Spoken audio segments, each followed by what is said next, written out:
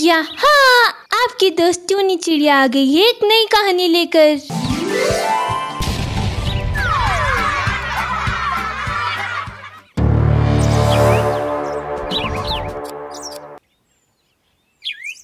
रात की 12 बजे का वक्त रहा होगा। पिंकू कबूतर और टूनी चिड़िया को शौच लगा तो वो अपना लोटा उठाकर जंगल में सुनसान स्थान तलाशने लगे। अभी वो दोनों शौच के लिए बैठने ही वाले थे कि अचानक एक आवाज उनके कानों में पड़ती है। अरे अरे पिंकू भाई, टूनी बहन, आप लोग इतनी रात को लोटा लेकर कहाँ जा रहे हैं? लेकिन आप कौन और ये शौचालय कब बना? हमें तो पता ही नहीं लगा। सरपंच जी ने इस बारे में हमें कुछ भी नहीं बताया। बताया ना कि सरकार ने बनवाया है शौचालय। अब खुले में शौच करना कानूनन जुर्म है। जाओ जाकर शौचालय में शौच करो। अनजान चिड़िया के गुस्से में लाल पीली आंखें देखकर पिंकू कबूतर और टूनी चिड़िया थोड़ा घबरा जाते हैं और अपना लोटा संभालते हुए सुलभ शौचालय के अंदर चले जाते हैं। अभी पिंकू और टूनी शौच करने के लिए बैठे ही होते हैं कि अचानक से शौचालय की लाइट चली जाती है और पिंकू और टूनी दोनों घबरा जाते हैं। और तभी शौचालय में किसी चुड़ैल के हंसने की तेज तेज आवाज आने लगती है। पिंकू जी, ये कैसी आवाज आ रही है? मुझे तो बहुत डर लग रहा है। मुझे तो वो चिड़िया पहले ही कुछ ठीक नहीं लग रही थी। पता नहीं अब वो हमारे साथ क्या करेगी। अरे डर तो मुझे भी बहुत लग रहा है, लेकिन उस चिड़िया ने इतने डरावने अंदाज में कहा कि हमें शौच करने के लिए शौचालय के अंदर आना ही पड़ा। अभी टूनी और पिंकू कबूतर बात कर ही रहे थे कि अचानक से वो अनजान चिड़िया एक भूतिया चिड़िया की शक्ल में टॉयलेट के अंदर आ जाती है।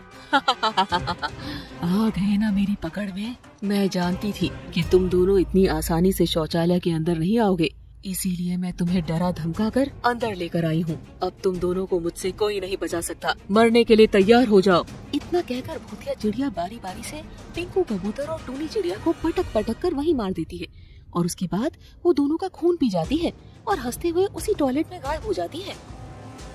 अगले दिन सुबह सरपंच कालिया कौवा समझाते हुए कहता है, देखो जंगल वासियों, मैंने सरकार के पास अर्जी देकर जंगल के बाहरी हिस्से में एक सुलभ शौचालय बनवा दिया है। अब से आप सभी लोग उसी शौचालय में शौच के लिए जाया करें। खुले में शौच करने पर 500 रुपए का जुर्माना लिया जाएगा।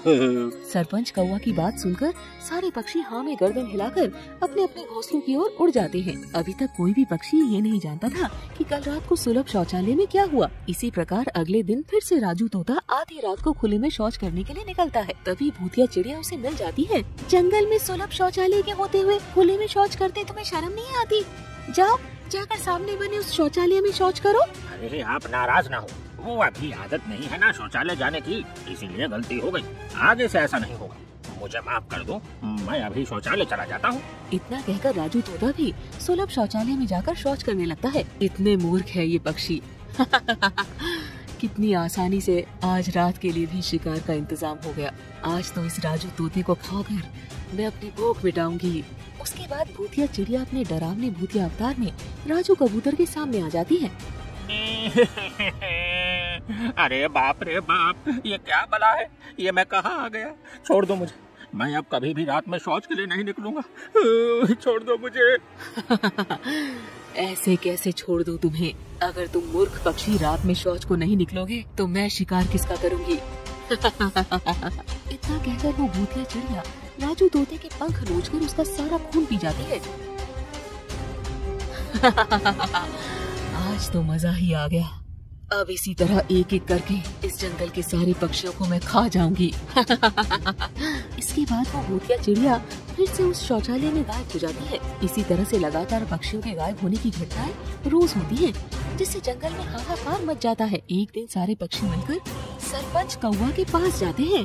कल रात को मेरे पति शौच के लिए निकले थे, अभी तक घर नहीं आए। पता नहीं क्या हुआ उनके साथ। उनका तो कहीं नामो निशान ही नहीं मिल रहा है। रानू चिड़िया ने भी रोते हुए कहा, हाँ सरपंच जी, चिंकी बिल्कुल सही कह रही है। पिछले दिनों में जो भी पक्षी रात में शौच के लिए घर से निकले हैं, वे लौटकर घर नहीं आए। मुझे लग रहा है शौचालय में कुछ गड़बड़ जरूर है। आप प्लीज कुछ करिए, वरना इसका अंजाम बहुत बुरा होगा। अब सभी पक्षियों को ऐसा लगता है कि जरूर उस शौचालय में किसी भूत प्रेत का साया है।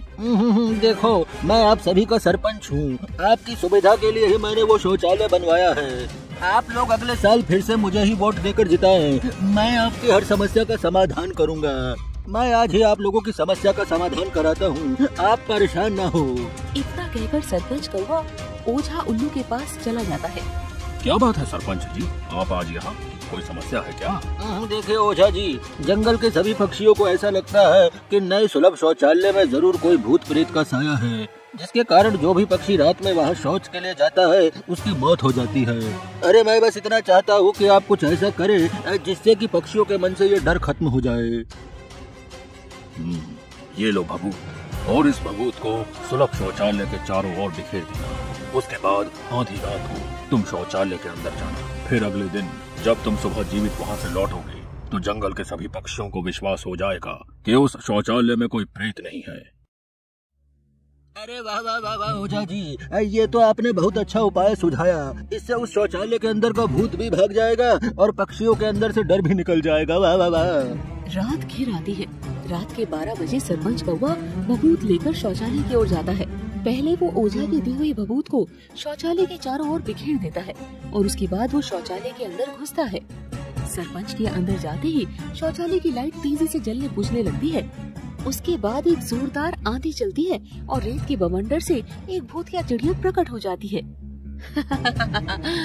तुम्हें क्या लगा था तू वो भभूत लगाकर मुझसे बच जाएगा? तेरी भभूत को तो मैंने हवा के साथ उड़ा दिया, अब तेरा क्या होगा? अरे दुष्ट चिड़िया, आखिर तू है कौन और क्या चाहती है? अरे क्यों इस जंगल के निर्दोष पक्षियों को अपना शिकार बना रही है? अरे तुझे पता नहीं कि मैं कितना खतरनाक हूँ? अभी तेरे टुकड़े टुकड़े करता हूँ मैं। सरपंच कौवा अपने पास से एक चाकू निकालकर भूतिया चिड़िया पर हमला करता है, लेकिन भूतिया चिड़िया उसी चाकू से सरपंच कौवे की टांग पर वार कर देती है। अरे सरपंच, इतनी आसानी से भूल गया कि मैं कौन हूँ? अभी तुझे याद दिलाती हूँ कि मैं कौन हूँ और कहाँ से आई हूँ। मैं वही मासूम चिड़िया हूँ जो जंगल के बाहर वाले बरगद के पेड़ पर अपना घोंसला बनाकर खुशी खुशी रहती थी। मेरे अंडों से बच्चों के निकलने का समय आ गया था। तभी एक दिन तुम मजदूर लेकर वहाँ आ धमके। तुमने उस पेड़ को काट कर वहाँ शौचालय बनवा दिया और मेरी हत्या करा दी। अब मैं शौचालय में आने वाले किसी भी पक्षी को नहीं छोड़ूंगी। जैसे तूने मेरे परिवार को तड़पा तड़पा कर मारा था ना, वैसे ही आज मैं तुझे मारूंगी। तभी मेरी आत्मा को शांति मिलेगी। सभी कान खोल के सुन लो, मुझे 2 दिन में ये बरगद का पेड़ यहाँ से साफ चाहिए। इसी पेड़ के स्थान पर जंगल वासियों के लिए एक सुलभ शौचालय बनाया जाएगा। जी सरपंच जी, जैसा आपने कहा वैसा ही होगा। पूरे 1 सप्ताह में यहाँ पर शौचालय तैयार हो जाएगा। ऐसा अनर्थ मत कीजिए सरपंच जी, मैंने अभी इस पेड़ पर घोंसला बनाकर अंडे दिए हैं। अभी तो उनमें से बच्चे भी नहीं आए हैं। भगवान के लिए मेरा घर मत उजाड़िए। अरे कौन है ये चिड़िया? मुझे तुमसे या तुम्हारे घोंसले से कोई मतलब नहीं है। अरे चुनाव आने वाले हैं, अगर समय पर ये शौचालय नहीं तैयार हुआ ना तो मेरी कुर्सी खतरे में आ जाएगी। मजदूरों, तोड़ दो इस चिड़िया का घोंसला और जल्दी से जल्दी काम खत्म करो। हाँ।